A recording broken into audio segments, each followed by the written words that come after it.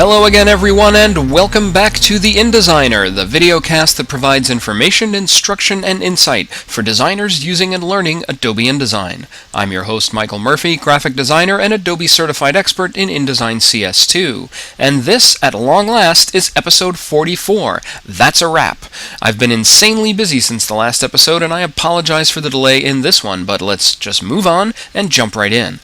This time around, we're going to look at Text Wrap in InDesign. Most of us probably know only what we need to know about Text Wrap, but this little feature has a lot of options, and there may be a few surprises that you aren't aware of, so let's just dig in.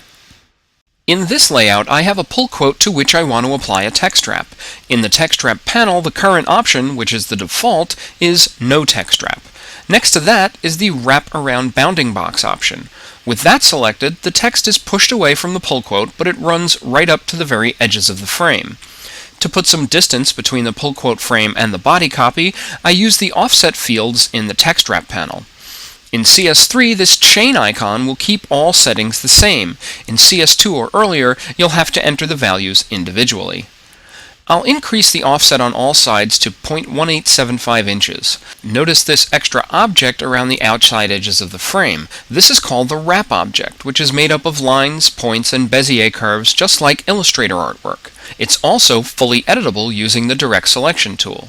Keeping the wrap the same on all sides is a problem for me here. Because of the big quotation marks in this pull quote, I get this extra space at the top of the frame, and in between the pull quote and the body copy. I need to fix that.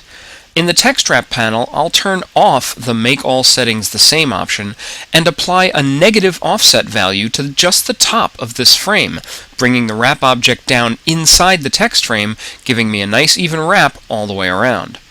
The next option, Wrap Around Object Shape, we're going to come back to. For now, let's look at two simpler options. The first is Jump Object. With this, the surrounding text does just that. It doesn't wrap around the sides of the object, it just leapfrogs it all together and continues below it. Notice also that the offset values go back to 0 when I change wrap methods, so I'd have to reset my top negative offset to get that better spacing back at the top. Next to that is the Jump to Next Column option, which goes one step farther. No text appears below the object with this wrap option applied. Again, the offsets go back to 0 when I change modes. For now, I'm going back to the Wrap Around Bounding Box option, and I'll reapply my last settings. Down here under Wrap To, there are additional options that are new to CS3. Currently, the Wrap To setting is both right and left sides. If I switch it to right side, the body copy wraps around the right side but not the left, and vice versa when I choose left side. Largest area is, in this case, essentially the same as both left and right sides. Since InDesign understands where the spine of a document is, there's also an option to wrap only the side that's toward the spine. If I move this pull quote over to the other side of the spread, the wrap is automatically flipped due to the object's change relationship to the spine. Side away from spine works the same way and adjusts accordingly based on where the frame is positioned. I actually want this quote at the top of the page, in which case I don't need the top adjustment I made earlier, so I'm going to make all settings an equal 1/8 inch all the way around. Now, if I know I'm going to be placing a lot of images that I want text wrap automatically applied to, I can change the default temporarily in this document by first making sure nothing is selected in the layout, and changing the setting in the Text Wrap panel to Wrap Around Bounding Box, then setting the offsets I want. Now, every frame created from this point on in this document will have a 1/8 inch wrap around it. So when I place two new photos in the layout, they each come in with the text wrap automatically applied to them. Once I'm done, I can deselect everything and reset the panel back to No Text Wrap. If you're placing a lot of images at once, this is pretty helpful. If you want every frame in every document you create from this point forward to include a text wrap, make sure no documents are open and set the wrap options you want. However, the better strategy, I think, is to create an object style that has a basic text wrap setting. I'll select this pull quote again, and as we've seen, it has a specific set of wrap options applied. From the Object Styles panel menu, I'm going to create a new object style, and I'm going to shut off or ignore every other attribute available for this style, and only include settings for text wrap. This area is basically a bigger version of the text wrap panel. All of the same options are available. My settings for the pull quote have been picked up because it was selected on the page when I created the object style. I'll just switch the Wrap To option back to both left and right sides here, then name the style Preferred Text Wrap and close the dialog to save it. Now I can select these two graphic frames with the photos, as well as the text frame, turn off whatever individual wrap settings had been applied to them, open up the Object Styles panel, and apply the preferred text wrapped object style to each. And as I add objects to this project, I can get consistent text wraps with a single click using this method. I'm going to place another image in this layout to explore some other text wrap options. I want the text in either column to wrap around this image, but there are a few problems here. First off, the image has an opaque white background, which obscures the text behind it. Also, it doesn't have a clipping path to silhouette it, and quite frankly, I'm too lazy to create one. Let's look at the image in Photoshop before we go on. Notice that this is a flattened image. The glass and the white background are on a single layer. Notice also that there's no path, clipping or otherwise, in the Paths panel. And finally, take a look at the condensation on the side of this glass. No way on earth am I drawing a vector path around all of that. So how can we deal with this in InDesign? I'll select the image and choose Wraparound Object Shape from the Text Wrap panel.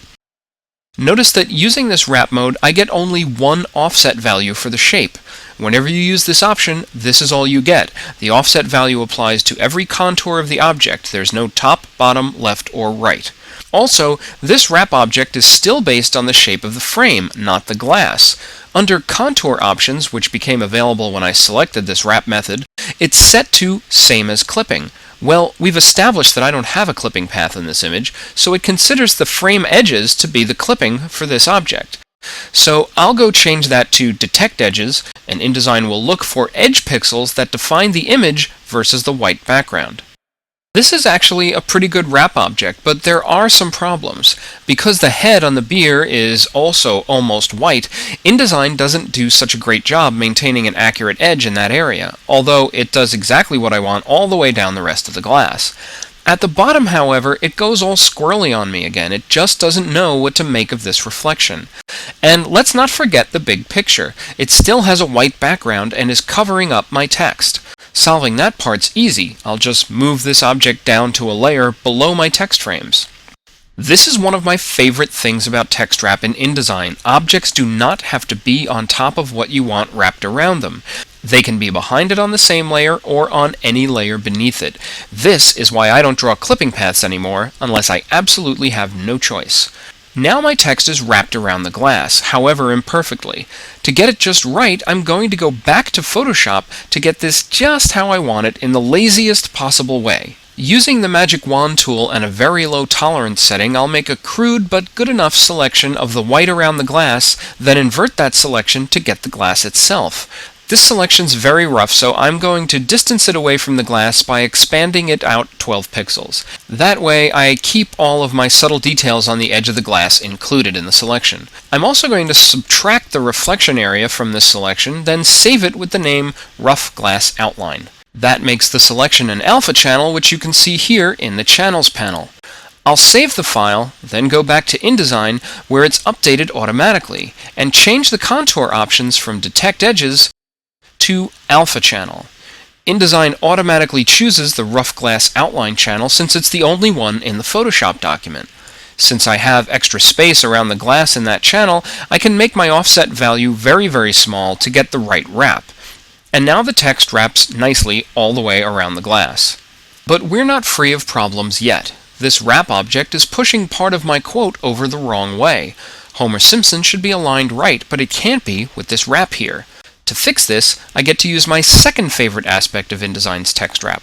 With the pull quote frame selected, I'll go to the Object menu, choose Text Frame Options, and check the Ignore Text Wrap checkbox, then click OK.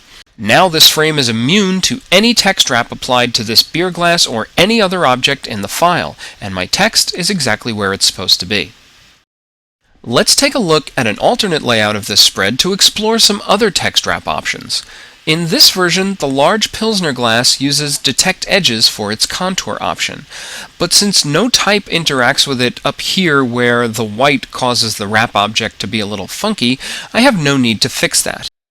The pull quote text frame still has Ignore Text Wrap applied to it, so it can sit on top of this image and still remain unaffected. But take a look down here at the page folio. This is also immune to the text wrap of the photo. From the Pages panel, I'll go to the B master page to see if that folio frame also has Ignore Text Wrap applied to it. And it does not. So how is it not being pushed away? The answer is quite simple. It's on a master page, so text wrap has no effect on it. However, if I go back to the document page and Shift-Command click or Shift-Control click on Windows on that page folio to release it from the master, look what happens. The text is now subject to the text wrap settings. If I undo that, it goes right back to its protected status as a master page item. This is just something that's good to know about master page items and text wrap. Now let's take a look at this small pint glass photo on the right-hand page. If I select the tinted frame where the image is placed, notice that the frame and photo move, but only the photo causes the text to wrap. There's no text wrap on the frame itself. I'll select the content of the frame with the Direct Selection tool, and you can see that the wrap is set on the placed image, not on the frame itself. This is another text wrap method available to you when working with graphic frames.